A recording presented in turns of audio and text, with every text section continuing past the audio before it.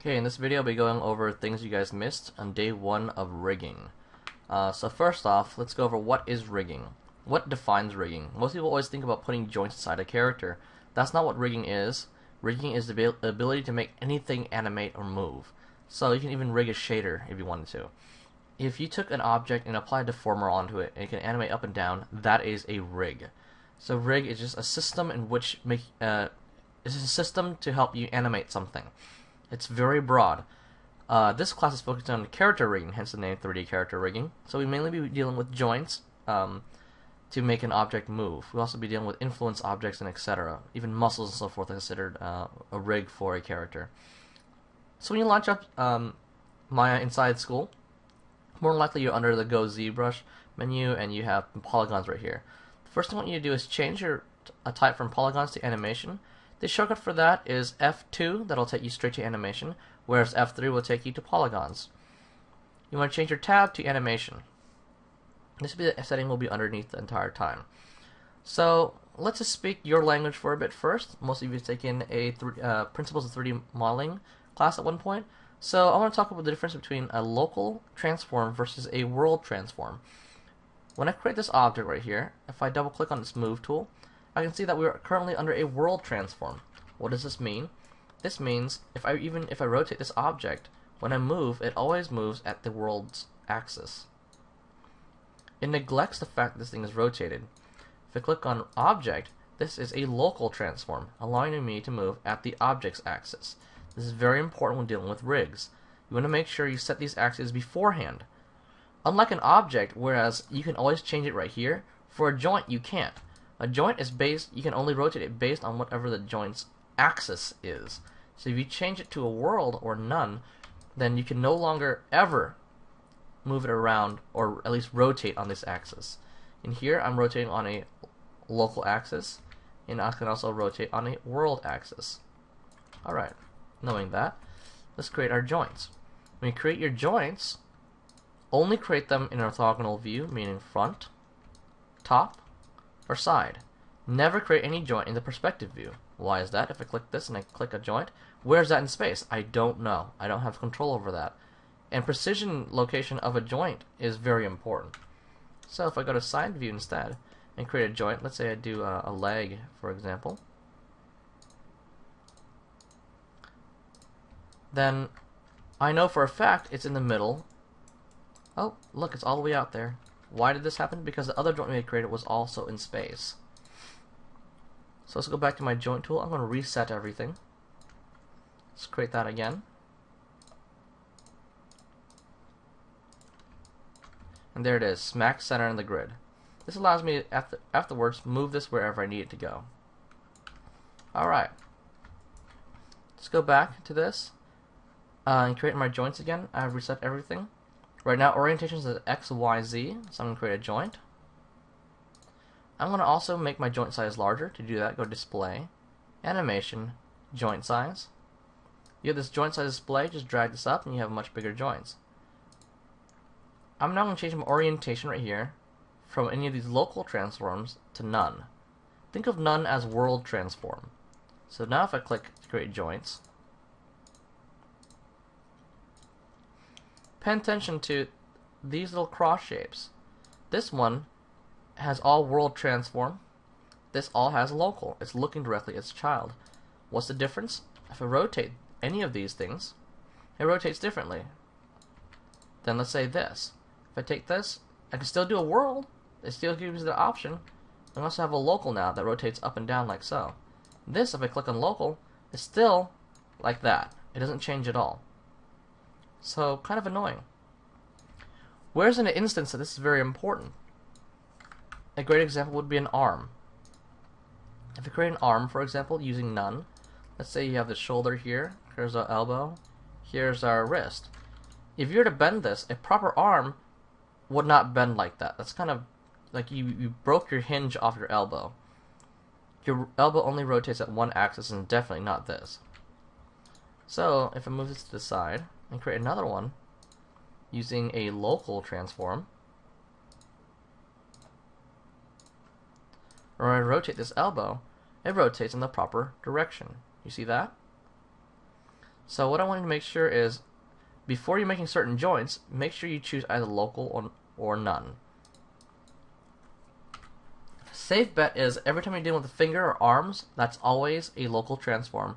Every single time you deal with things like a leg, or even legs can be local sometimes. But spinal cords, usually people go for none, or anything in the middle of the body, typically people use none. So knowing with that, let's just make a simple rig of a character. So here's our character. Let's say they give you an object like this. The first thing you want to do is make sure that every single thing is frozen. All the transforms are frozen, like so, and they're added to a layer. If you don't know how to work with layers, I'm going to delete this layer right now. Select everything. Click this little button here. Create a new layer and assign objects to it.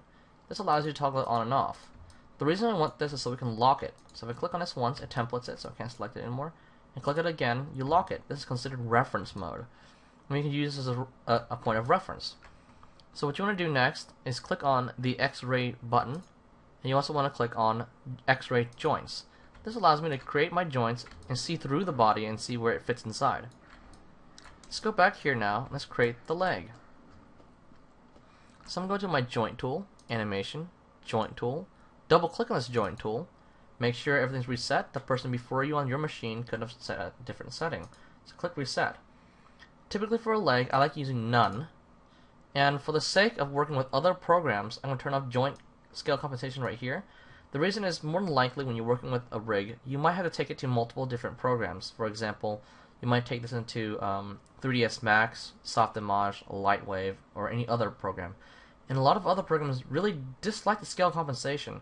The other thing other programs don't like is these values being different. So for example, you want your long bone length to match that of your short bone length. So if your short bone length is 1, you make your long bone length 1. And long bone radius should match the short bone radius, so make that 0.5.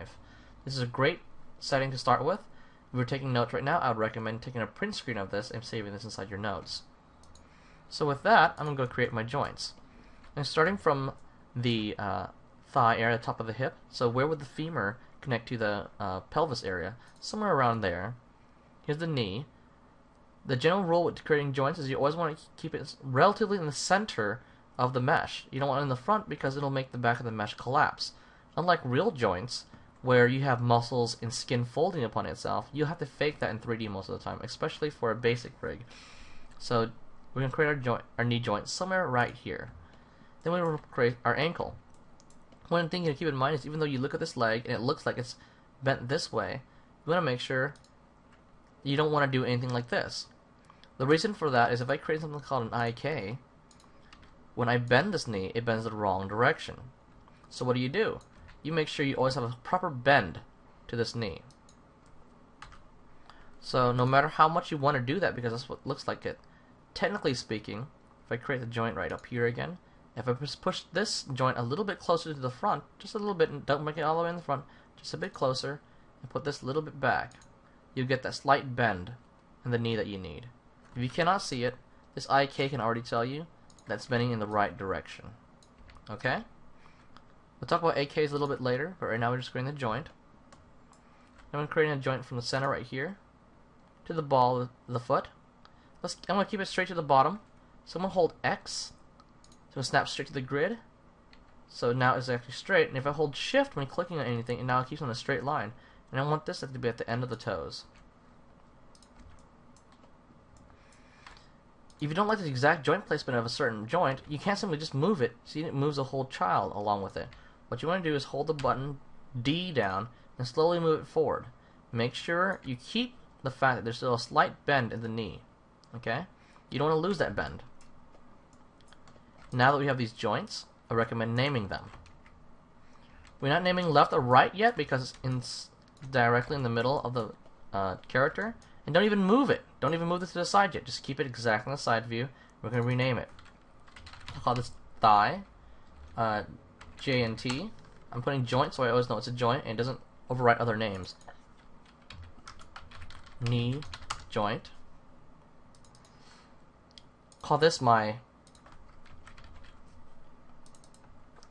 ankle joint. And here's a neat trick. After you press enter and you press the button down, you can go straight down to its child. this would be ball joint, down arrow, toe joint. So the arrow buttons up and down let you travel between your skeleton. You're just going through a joint hierarchy. So before I move on any further, let's talk about parenting. Think of parenting as a parent holding a child. When the parent moves around, the child follows along. But at the same time, the child can move freely around and technically still be locked to the parent. Now imagine that if that parent was like Mr. Fantastic, for example, who has incredibly stretchy arms and can go as far as you want it. So I mean the kid can move wherever the kid wants, at far distances they want. They can rotate, they can scale, they can do anything. But the instant the parent moves, the child will follow. So this, for example, is our parent. This is our child. Notice a little chain between each other. If the parent moves, the child follows it. If the parent rotates, the child rotates. If the parent scales, the kid scales. Now, I can also make the kid move wherever the kid wants. He can move, he can scale, he can rotate, but the instant the parent moves, it takes the kid along. So once you think of it that way, that's exactly how parenting works. It does the same thing with objects. If I have two objects, I have a sphere here, and I have a box right here. Let's parent them. In order to parent, you choose your child, shift-click your parent, and press the letter P. Now this is your parent, this is your child. Now you see an invisible string here, or an invisible little chain between each other. The child can move wherever he wants. He can rotate, he can scale, but the instant the parent moves, the child moves along with it. I can scale the parent and rotate the parent. Alright? That's the same thing as a joint hierarchy. So, now that you understand parenting, we know that this is the parent. If I rotate this around, the child moves. This setup is called FK, aka also known as forward kinematics. That is what FK stands for, forward kinematics. What we're going to do now is create an IK. The reason is because if I'm going to make this character squat right now, the feet will go straight down to the floor. The problem with that is because it's using a forward kinematics setting where the parent controls the child. What an inverse kinematics is, IK, it does the opposite. It allows the child to control the parent. So for example, if I want to move this ankle up, I can't. It doesn't affect the parent at all. The parent ignores it. So in animation, this is your IK joint tool. Click on this tool. Double click on it. If I reset it, you'll get an IKSC solver. You want to change your IKSC to IKRP. This will be the one you'll be using the entire time in this class.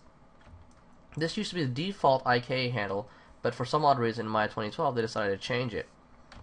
So if I go inside and I click on the thigh to the ankle, we get ourselves an IK handle.